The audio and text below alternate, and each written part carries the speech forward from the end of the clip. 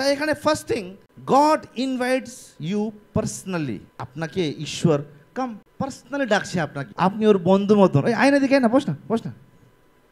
Personally,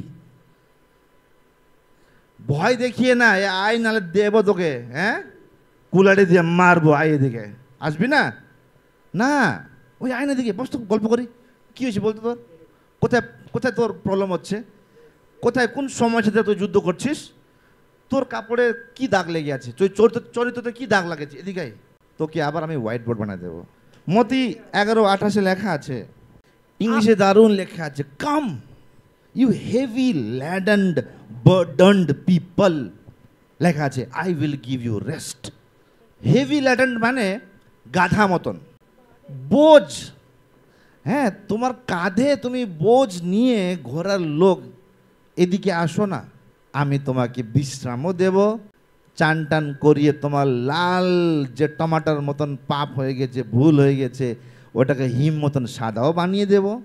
এখানে গাধাকে ডাকা হচ্ছে আর চানও করানো হচ্ছে এখানে। সো এখানে লেখা আছে যে কাম হেভি ল্যাডেন্ড লোক, বোঝ নিয়ে। তুমি কেন বোঝ নিয়ে ঘুরছো? আমাকে দাও বোঝ।